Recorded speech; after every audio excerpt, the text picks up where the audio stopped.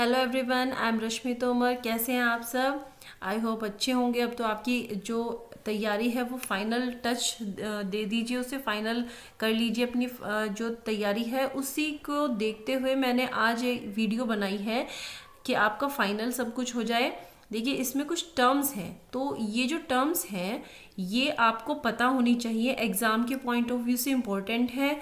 और इससे रिलेटेड अगर कोई क्वेश्चन आता है तो अगर आपको टर्म पता है तो आप थोड़ा वो सोच भी सकते हैं उसके बारे में, लेकिन अगर आपको टर्म ही नहीं पता है तो उसके बारे में एक आइडिया लगाना भी बहुत मुश्किल हो जाता है। तो ये कुछ इंपॉर्टेंट टर्म्स हैं, मैं शॉर्ट में बताऊंगी। आप जो है इन्हें ध्यान से देख लें और बाद में आप जब पीडीएफ पढ़ेंगे तो आपको समझ आ जाएगा कि किस में से लगभग मैं आपको बताऊंगी कि क्या क्वेश्चन आ सकते हैं। देखिए, शाला सिद्धि NPSSE, the National Program on School Standards and Evolution known as साला सिद्धि। देखिए, ये क्या है? ये एक एक्शन प्लान है जो डेवलप हुआ न्यूपा ने डेवलप किया इसको। और ये एक self evolution of school performance है, यानी कि एक स्कूल की खुद की क्या परफॉर्मेंस है उसका सेल्फ इवोल्यूशन है। ये लॉन्च हुआ था 7/11/2015 में। और इसमें बात की जाती है 7 कीज डोमेन के बारे में, यानी कि 7 एक तरह से पॉइंट है जिनके ऊपर इसमें खुद का इवोल्यूशन स्कूल करता है। शाला सिद्धि का जो मतलब होता है, नाम इसलिए दिया गया, शाला मतलब पाठशाला और सिद्धि यानी कि हम कैसा चाहते हैं, यानी कि हमारी पाठशाला कैसी होनी चाहिए। शाला सिद्धि का यही मीनिंग है। तो अगर इससे रिलेटेड कोई क्वेश्चन आता है, क्वेश्चन इस तरह से बनते हैं कि शाला सिद्धि किससे रिलेटेड है? भाई सेल्फ, स्कूल के सेल्फ इवोल्यूशन से रिलेटेड है।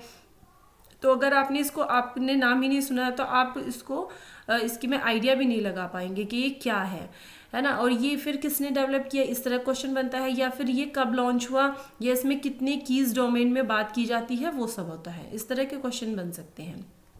अगला है सफल, structured assessment for analysing learning. ये सीबीएसई ने बनाया था और इसके बारे में मैं आपको इसलिए ज़्यादा नहीं बताऊंगी क्योंकि ये मैंने पिछली वीडियो में पूरा डिटेल में बता दिया था। फिर भी मैं थोड़ा सा बता देती हूँ। ये कंपेटेंसी बेस्ड असेसमेंट है और इसमें क्लास 3rd और 5th और 8th के लिए ये है। और 3rd में जो सब्जेक्ट थे वो मैथ्स और इंग्लिश लैंग्वेज, मतलब इंग्लिश नहीं, लैंग्वेज और मैथ्स है। और क्लास 5th और 8th के लिए ये सब डिटेल्स मैंने अपनी पहली वीडियो में डाली हैं, आप उसे ज़रूर देख लें। ठीक है, आगे हम चलते हैं। अपनी वीडियो में देखेंगे हम।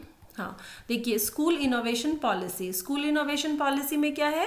ये एक पॉलिसी है जो इस तरह का इन्वायरमेंट बनाने की कि स्कूल में कैसा इन्वायरमेंट होना चाहिए, बहुत ही क्रिएटिव होना चाहिए। इस तरह का हो कि बच्चे जो हैं उनके अंदर कौन कौन सी प्रॉब्लम सॉल्विंग जो स्किल है वो डेवलप हो, इनोवेशन आए, आइडियाज़ आए, वो सब करे। तो इस तरह का ये NEP 2020 में इसके बारे में बात की गई है। तो क्वेश्चन बन सकता है कि स्कूल इनोवेशन पॉलिसी किसका आइडिया था, ये कहाँ से मतलब ली गई है? तो ये NEP 2020 से ली गई है। और वैसे तो इसके नाम से ही पता चल रहा है कि इनोवेशन पॉलिसी यानी कि नई नई चीज़ें, जो नवाचार हमारी शिक्षा में, स्कूल में होना चाहिए, उसके बारे में है। स्कूल सेफ्टी गाइडलाइंस, तो स्कूल सेफ्टी पॉलिसी आई थी, स्कूल सेफ्टी पॉलिसी 2016 में आई थी, जब गुरुग्राम जो है वहाँ पर एक इंटरनेशनल स्कूल में एक छोटे बच्चे का मर्डर हो गया था। तो तब गवर्नमेंट का ध्यान इस तरफ गया कि बच्चों की सेफ्टी के लिए हम क्या कर सकते हैं। तो तब स्कूल सेफ्टी पॉलिसी बनाई गई 2016 में। तो क्वेश्चन बन सकता है कि ये कब आई? 2016 में। और इसकी जो गाइडलाइंस है वो सभी स्कूल्स को फॉलो करनी पड़ती हैं। तो ये हमारा इसके बारे में था, स्कूल सेफ्टी गाइडलाइन के बारे में। अब चलिए आगे देखते हैं। हाँ, जैसे हमारा सफल था इसी तरह हमारा NAS है, नेशनल अचीवमेंट सर्वे। ये NCERT ने दिया था। ये class 3rd 4th 8th and 10th के लिए है। ठीक है, ये भी बच्चों के एक तरह से असेसमेंट ही है कि क्या क्या उसने अचीव किया, उसी बारे में है। प्रबंध क्या है? सॉरी,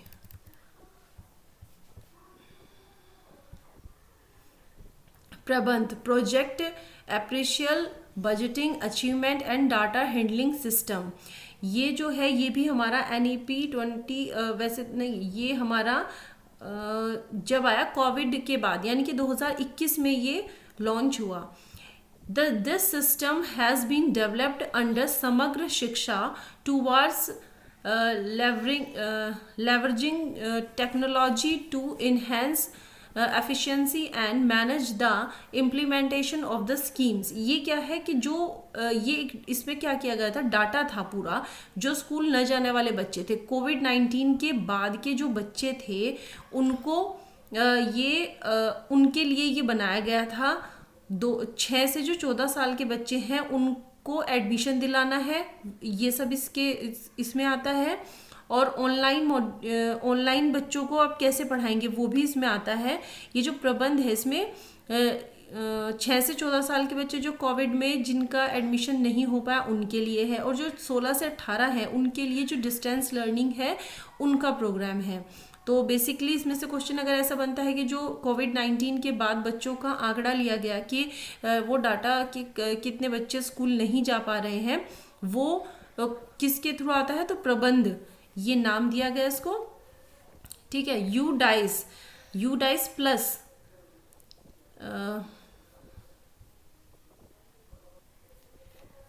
यूडाइस क्या था पहले, देखिए हर स्कूल की एक यूडाइस होता है, यूडाइस नंबर होता है, एक तरह से यूनिक आईडी होती है स्कूल्स की। तो यूडाइस प्लस जो है उसी का नया वर्जन है, unified district information system for education plus.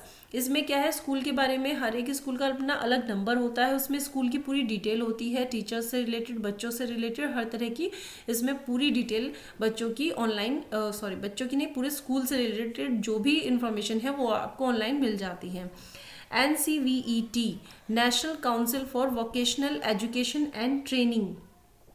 तो जैसा कि नाम से हमें पता चल रहा है कि ये जो है ये वोकेशनल एजुकेशन के बारे में बात कर रही है। NCVET was notified by MSDE on 5 दिसंबर 2018 में ये लॉन्च हुआ था NCVET।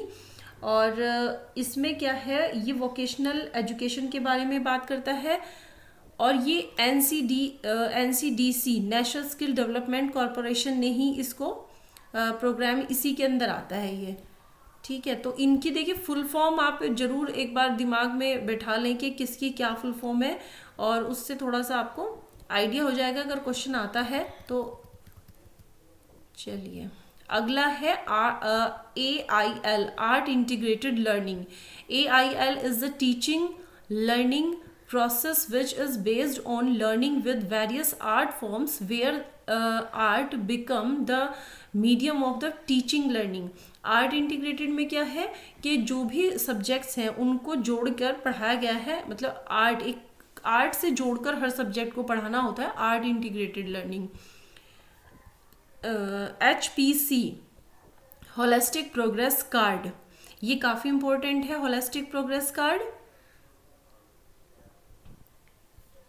इसमें देखिए क्या है, 360 डिग्री मल्टी डायमेंशनल रिपोर्ट, ये एक रिपोर्ट कार्ड होता है बच्चे का जो 360 डिग्री, यानी कि लगभग 360 का मतलब समझते हैं आप, पूरा एक सर्कल जो हो जाता है, यानी कि बच्चे का पूरी तरीके से जो विकास है उसके बारे में बात की जा रही है, चाहे वो कॉग्निटिव डेवलपमेंट हो या इमोशनल हो या सोशल हो, उसमें ये जो रिपोर्ट कार्ड होता है, प्रोग्रेस कार्ड होता है, इसमें मार्क्स, मतलब एक तरह से जो हमारी सब्जेक्ट नॉलेज होती है उसके साथ साथ उसके हर तरह के जो डेवलपमेंट है उसके बारे में ये होता है। होलिस्टिक प्रोग्रेस कार्ड ये होता है, ये भी हमारा NEP में ही आया है, ये NEP से ही हमारा ये HPC बना है। An important link between home and school. तो अगर क्वेश्चन इस तरह से बनता है, देखिए होम एंड स्कूल के बीच एक इम्पोर्टेंट लिंक कौन बनाता है, तो कुछ भी ऑप्शन दे के आपको ये दे दे होलिस्टिक प्रोग्रेस कार्ड, तो इस तरह से क्वेश्चन हमारे बन सकते हैं। NCPFECCE national curriculum and pedagogical framework for early childhood care and education. ये जो है ECCE जो वाली मैंने वीडियो बनाई है उसमें आप इसकी डिटेल देख लें कि ये जो है ये एक फ्रेमवर्क इन्होंने बनाया था ECCE, उस पर पूरा वर्क इनका जो था हमारा ECCE है वो इसी से रिलेटेड है। अगला देख लीजिए, देखिए कुछ तो टर्म्स मैंने केवल टर्म्स लिखी हैं कि आपको केवल इनकी पता होना चाहिए full form. ORF, oral reading fluency, oral reading fluency, इसमें क्या होता है कि जब बच्चा बहुत ही quickly, accurately, automatically and expressively, यानी कि बच्चा बिल्कुल सही स्पीड से पढ़े, एक्यूरेट पढ़े, ऑटोमेटिकली यानी कि खुद पढ़े बिना किसी हेल्प के, और एक्सप्रेशन के साथ पढ़े कि जो जिस तरह से जहाँ पर जो भी इसको एक्सप्रेशन देने हैं वो दे, उस तरह से पढ़े। तो ये हमारी ओरल रीडिंग फ्लुएंसी होती है। परख, परख क्या है? Performance assessment, review and analysis of knowledge for holistic development. तो ये जो है, देखिए हमारे देश में जो भी रिकॉग्नाइज स्कूल बोर्ड हैं इन ऑल इंडिया, वो सब इसको ऑब्जर्व करते हैं और सारा जो इवोल्यूशन होता है वो इसी गाइडलाइन के, परख में जो गाइडलाइंस हैं उन्हीं के अंडर में सारा काम होता है, यानी कि उन्हीं के तरीके से सारा काम होता है जो परख में गाइडलाइंस होती हैं। तो अगर आपसे परख की वो आ जाए फुल फॉर्म, वो भी आप बता देंगे। और उसके बाद ये क्या है? एक नेशनल असेसमेंट सेंटर है, यानी कि पूरे स्कूल में जो भी असेसमेंट से और इवोल्यूशन से रिलेटेड काम होता है वो परख ही करता है।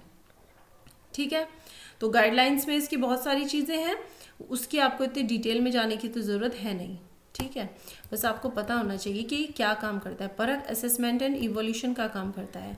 SDP स्कूल डेवलपमेंट प्लान, ये भी हमारा NEP 2020 का ही एक पार्ट है। इसके बारे में तो पूरी वीडियो मैंने बना रखी है, ये जरूर देख लें आप। स्कूल डेवलपमेंट प्लान ये हमारे उसमें भी अलग से मेंशन किया गया है, जो हमारा सिलेबस है उसमें भी। SQAAF, ये जो स्क्वैफ है, SQAAF school quality assessment and accreditation framework, तो ये जो है हमारा 7 दिसंबर 2021 को, ये मैंने इसमें डेट में मेंशन कर नहीं पाई, आप देख लें, 7 सितंबर 2021 को ये लॉन्च हुआ था। और ये भी जो है CBSE ने डेवलप किया। CBSE has developed a framework which helps in monitoring identified outcomes, ये जो बच्चों के आउटकम्स हैं उनका असेसमेंट ये करता है। ठीक है, तो स्क्वैफ से कैसे क्वेश्चन बन सकता है कि एक तो इसकी फुल फॉर्म तो बन ही सकती है, और ये किसने डेवलप किया है? ये CBSE ने फ्रेमवर्क डेवलप किया है। ठीक है, चलिए आगे देखते हैं। विद्या प्रवेश, विद्या प्रवेश क्या है? अ 3 मंथ और 12 weeks play based school preparation module for grade 1 children. तो ये तो देखिए नाम से ही जैसे पता चल रहा है कि बच्चा जब क्लास फर्स्ट में आए उससे पहले की जो प्रिपरेशन है उसके बारे में ये है हमारा। Vidyanjali, a school volunteer programme. Vidyanjali क्या है? एक स्कूल वॉलेंटियर प्रोग्राम है, यानी कि स्कूलों में कुछ स्वयंसेवी जो शिक्षक होते हैं उनको जोड़ना, ये उस तरह का प्रोग्राम है। ठीक है, निष्ठा, निष्ठा national initiative for school health and teacher holistic development, इसकी फुल फॉर्म है। निष्ठा क्या है? निष्ठा भी एक ट्रेनिंग प्रोग्राम था जो टीचर्स के लिए था और बच्चों के होलिस्टिक डेवलपमेंट पर ये बहुत ज़्यादा जोर देता है। Diksha, Diksha digital infrastructure for knowledge sharing. Diksha एक प्लेटफॉर्म है जिस पर ऑनलाइन प्लेटफॉर्म है जिस पर आपको हर एक सब्जेक्ट से रिलेटेड, हर एक क्लास से रिलेटेड, हर लेसन से रिलेटेड एक्टिविटीज़ और सब कुछ मिलेगा। तो दीक्षा प्लेटफॉर्म भी बहुत आजकल इसके बारे में भी क्वेश्चंस बनते हैं। Pragyata, Pragyata, Pragyata guidelines have been developed on digital education for school heads and teacher, parents and students. इसमें क्या है? ये एक प्रोग्राम है जिसमें प्री प्राइमरी से और 8th क्लास तक की बात कही गई है, और इसमें आपका 1 से, इसमें भी ये भी ऑनलाइन डिजिटल एजुकेशन ही जिस तरह का प्रोग्राम ये है दीक्षा, इस तरह का ही है ये भी। इसमें क्या है? क्लासेस हैं आपकी, जैसे प्री से जब 8 तक की क्लासेस हैं तो जो प्री क्लासेस हैं वो 30 मिनट्स की हैं, 1 to 8 है, 45 to 45 मिनट्स की 2 क्लासेस होती हैं, 9 to 12 आपकी 40 से 45 की 4 क्लासेस होती हैं। तो ये सब ऑनलाइन यानी कि डिजिटल एजुकेशन का ही एक प्रोग्राम है। ठीक है, स्वयं प्रभा, स्वयं प्रभा आपको पता है ये एक टीवी चैनल है 1 क्लास 1 टीवी चैनल।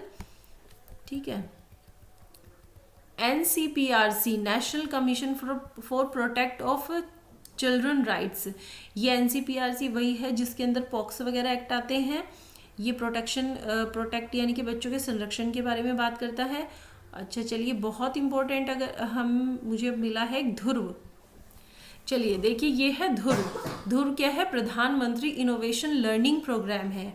और ये बहुत मतलब मुझे बहुत इम्पोर्टेंट लग रहा है कि अगर एग्ज़ाम के पॉइंट ऑफ व्यू से भी कि साइंस और आर्ट्स दोनों के बच्चों के लिए ये काम करता है। बेसिकली ये इसरो से रिलेटेड है ध्रुव का जो प्रोग्राम है। इसमें क्या होता है? To identify and encourage talented यानी कि गिफ्टेड चिल्ड्रंस के लिए ये एक प्रोग्राम है to enrich their skills and knowledge. यानी कि जो गिफ्टेड जो चिल्ड्रंस होते हैं, टैलेंटेड जो बच्चे होते हैं, उनके लिए उनके स्किल्स को, उनकी नॉलेज को बढ़ाने के लिए ये प्रोग्राम है। और इसका जो फर्स्ट बैच था वो अक्टूबर 2019 में बना। और ये जो है क्लास 9 से 12 तक के बच्चों के 60 बच्चों के बैच बनाता है और फिर उनकी ट्रेनिंग्स वगैरह होती हैं। तो अगर क्वेश्चन इस तरह से बनता है इस पर कि जो ध्रुव प्रोग्राम है, पहली बात तो यही है कि आपकी फुल फॉर्म इससे बन सकती है या फिर गिफ्टेड चिल्ड्रंस के लिए कौन सा प्रोग्राम है। तो इसमें इस तरह के ऑप्शन दे के, कोई भी ऑप्शन दे के, और इस तरह का ध्रुव ऑप्शन दिया जा सकता है। ठीक है, आगे देखते हैं। ये वीडियो थोड़ी सी लंबी हो सकती है। IEDSS inclusive education for disable and at secondary stage. ये IEDSS जो है was launch in academic year 2009-10 to provide assistance for inclusive education of disable children in class 9 to 12। तो जो ये प्रोग्राम है ये 9 to 12 हमारा काम करता है और 2009-10 में ये आया था। ठीक है, अगला देखते हैं Kala Utsav. Launch in 2015 to promote art in education by, इसमें आर्ट, ये देखिए कला उत्सव, जैसे कि नाम से हमें पता चल रहा है कि ये कला को बढ़ावा देने वाले हैं। अब इसमें कला कौन सी कही गई है? जैसे कि ड्राइंग हो गई हमारी, सॉरी हाँ ड्राइंग भी आती है, और म्यूज़िक, डांस, क्राफ्ट वगैरह जो भी है ये सब काम इसमें आते हैं। तो ये जो है ये सेकेंडरी लेवल पर, जो सेकेंडरी लेवल स्टूडेंट्स हैं, यानी कि जो सेकेंडरी लेवल के जो बच्चे हैं उनमें आर्ट की जो एक तरह से क्वालिटी है उनको इम्प्रूव करने के लिए ये एक प्रोग्राम है। क्वेश्चन ऐसे बनते हैं कि कला उत्सव कब लॉन्च हुआ, और ये नाम से तो पता चल ही रहा है, इसमें लेवल पूछा जा सकता है। सेकेंडरी लेवल स्टूडेंट्स के लिए स्टार्ट हुआ था ये programme. NILP new India literacy programme, ये जो है 2022-27 के बीच इसका ये हमारा टारगेट है to cover the aspects of adult education to align with 1920। ये भी हमारा जो NEP 2020 है उसी में ये एक पॉइंट है। तो ये क्वेश्चन बन सकता है कि ये जो न्यू इंडिया लिटरेसी प्रोग्राम है ये 2027 तक इसका टारगेट है हमारा। चलिए आगे देखते हैं।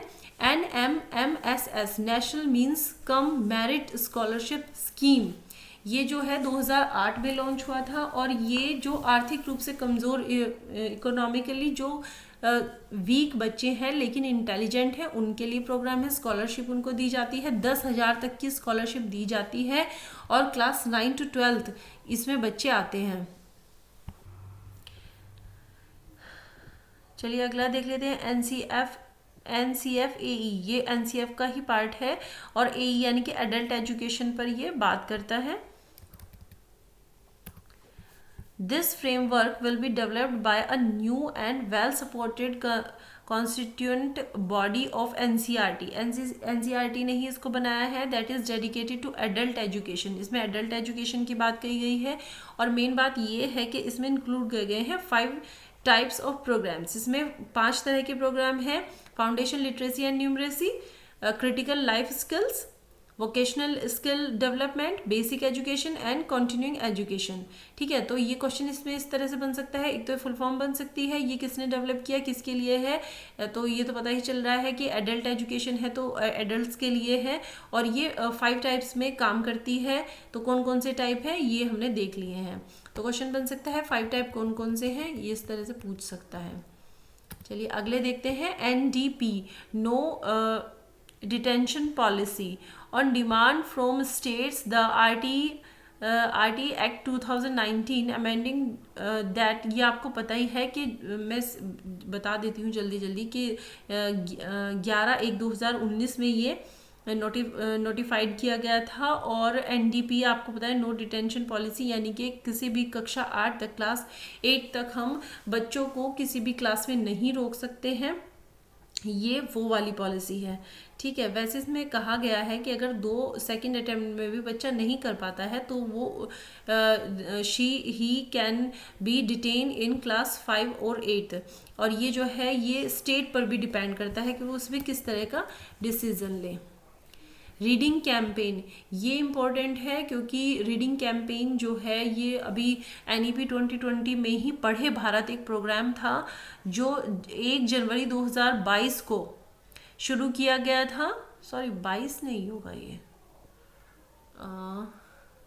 1 जनवरी 2022 में नहीं, चलिए ये मैं देख लूँगी, कंफर्म करके आपको PDF में डाल दूँगी। ये रीडिंग कैंपेन था 100 डेज़ का और ये लॉन्च किया गया था। 100 डेज़ रीडिंग कैंपेन था।